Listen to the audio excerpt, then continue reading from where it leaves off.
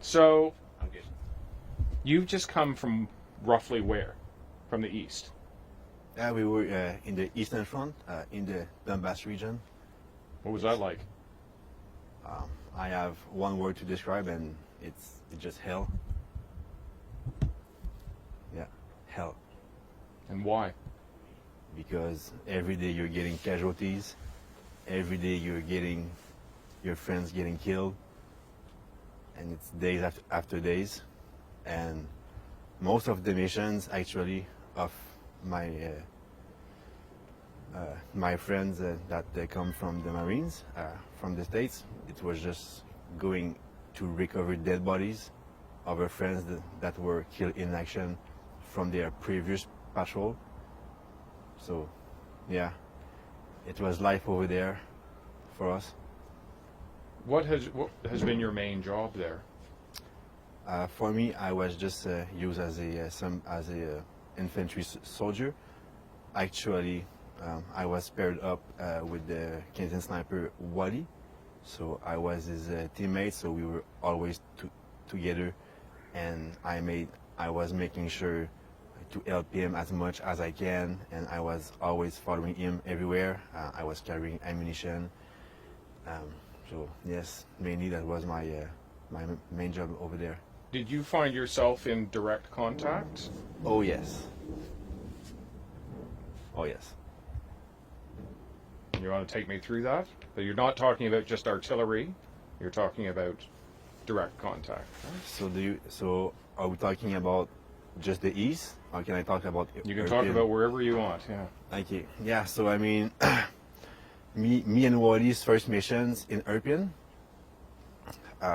It was to go into a apartment building and set up a sniper position from there. So we go up, we set ourselves, and then we start observing. And then maybe like 10 minutes after, it's like huge explosion. The building shakes, all the window breaks, and then I find myself on the ground. And I remember I said, "What the hell is that?" And then I just like crawl into like a safe room, you know. So we just got hit by a tank. He shelled the building just above us, like he missed us by like 3 meters. And then me and Wally, we meet in the room, and then after that, we started to get small arm fire to us. And then we got out of the building, and then after that, huge firefight. That was my first firefight. We had the Russians, they were like 50 meters from us. Bullets flying everywhere. We could not do anything, and they actually tried to surround us, right? And at that point, we had one casualty. One of our friends got shot at the shoulder by a Russian sniper. So in his right hand, he was carrying his pistol, and then he was like covering his wound like that, bleeding everywhere, and he kept running and stuff. And then bullets flying everywhere. And then one of our Ukrainian friends said, "All right, like we have to get the hell out of it, because we were not controlling the situation. We were the one that got into fire." So anyway, like it was like total chaos, right? And then he shot. That guy saved our life. He shot RPG to the Russians, and it gives us enough time to just run for your life, right? And then I remember I was running, and then huge explosion just at my right. I think it was like mortar fire or something. Bullet just flying, and then we had came with vans, you know, like vans. So everyone get in the vans as soon as possible. So it was in the van. It was the guy that was shot, and then after that my friend Wally, and then after that me. But like we all had our kit on us, right? So for me, my right hand was holding the head panel of the the passenger seat, and I was holding the other head panel, right? But we were too much in the van, so I couldn't close the door. So my back was outside the van, and I was holding like that. And that guy was driving like 100 kilometers in like a really residential street, right? And and then if I had left, I would just fall and just like fall on the ground. And then I had like the passenger guy was still shooting at them when we left. So and then we just it's a miracle, like we just made it out of there.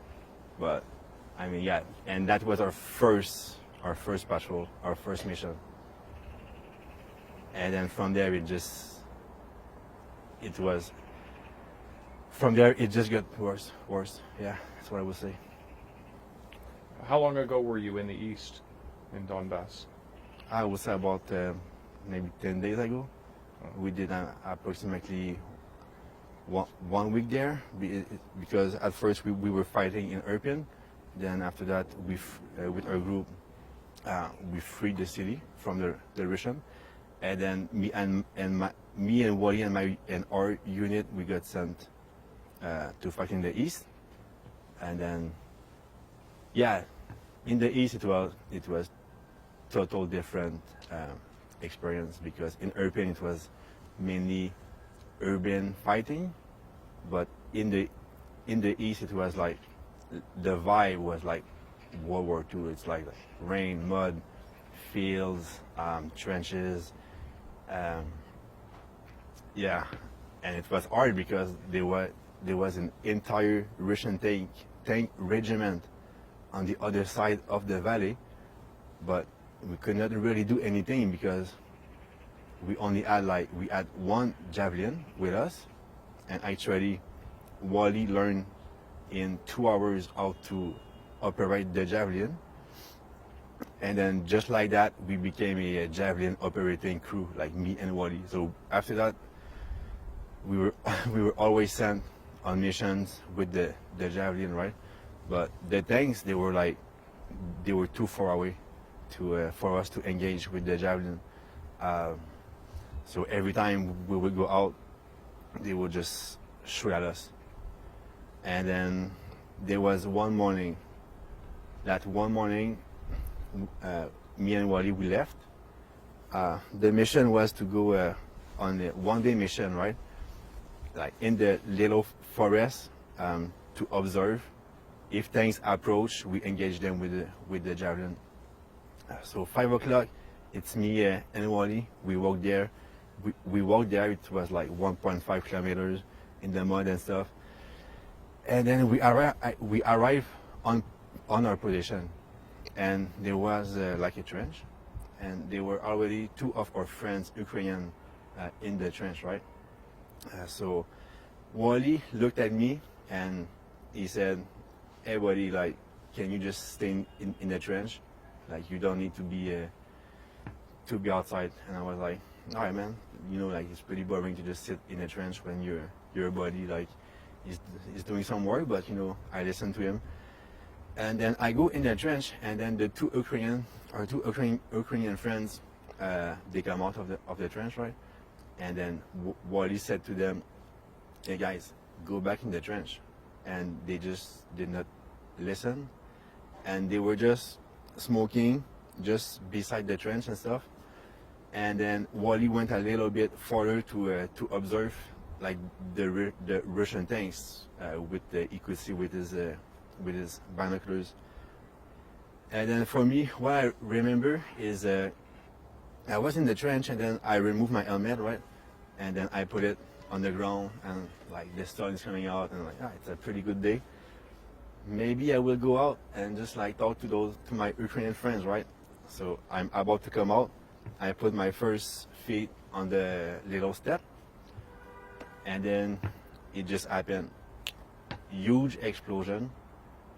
So I fell in the trench on my back, and it's just like in the movies, like in my ears, like ding, like that little sound. Then I'm like, what the hell? And then I get up, that's and then I understood what had happened. Like we just got shot by a Russian tank, and it was like very precise shot. They could see us very good, right? They shot right between our two friends, and then I got up, I put back my helmet, and I look, I see one of my friend dead. Is not moving. He's not moving. He's just lying on the ground. He's dead. It's sure he's dead. Like there's no way to survive that. And then I looked to the other one. He was like just a couple of feet from me, and then he was still breathing but no legs. He didn't have any legs. And then we made eye contact. I looked at him. He looked at me. And then after that, his head just like started to move on his right, and you could see his body crisping and stuff. So he just like passed away in front of my eyes. So I was like, all right. So yeah, just two of my friends died in front of my eyes. So and then after that, me and Wally. I mean, Wally saved my life on that day, because he told me to stay in the trench. But after that, me and Wally just got together. And then it's funny because Wally like was saying things like, I wonder if I can get them with the Javelin from here. And I was like, bro, we need to get the hell out of here. Like, there's nothing we can do. Like, we need to get out of here. And then he said, oh, I need to go get my sniper rifle. Yeah. So he crawled back beside the trench. The tank shot once again at the same place. He received like shrapnel and stuff, but like he's fine. And then he took a look on the guys just to double check, but there was nothing. Like they were both dead, right? So he grabbed his sniper rifle and then he started running. And then we started to run, and then we heard the tank shooting again.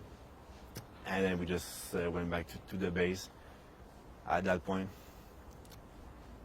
So yeah, that was my last patrol on the Eastern Front. Why are you here? So why? That's a good question. I'm here to help, right? I mean, the war started February 24th. And I just could not stay at home watching on TV, because like most of the Western people, like they see everything that goes in the news and then they think, it's sad for them, but it's not here. So they just close the TV and then they go eat with their kids and just keep living their life. But for me, I just cannot do that. And then on February 28th, when the president, the Ukrainian president, made a public call for foreign fighters to come help him. I saw the call. It was Monday at 8 o'clock in the morning, and then I was in the plane on Monday at 1800 in the evening. I was on the plane on my way to Ukraine to help. What do you think about the Ukrainians now that you've been fighting alongside them? So they are total heroes. Like there is no words to describe their courage. They are very good fighters, and every single of them is ready to fight until death to save their country. So for us, we are lucky. We can always go back home and like try to live a normal life, but for them, no. Like they can, like their home is the one at war, so that they don't have any choice to keep fighting, no matter what happens. Speaking of back home, what do you say to your family? Vos familles. I'm saying I am sorry for like all the stress that I am giving you, but I think I have a job to do here. I want to do my part. I want to help those guys. So Yeah, and I hope they understand. Just one thing, it struck me because you wear the Canadian flag very proudly. Oui, Do you think Canada should be doing more? of course. Yes, sir. We are talking here about a country that has been invaded totally by an other country, right? And we are talking about civilians dying every day. In Mariupol, they had 10,000 civilians dying. 10,000 civilians dying. Like, I don't know if you realize. I was fighting in Irpin, and then we found mass grave in Bucha, right? So I understand that Ukraine is not part of NATO, right? But my feel is that the world has let down Ukraine in a whole. Just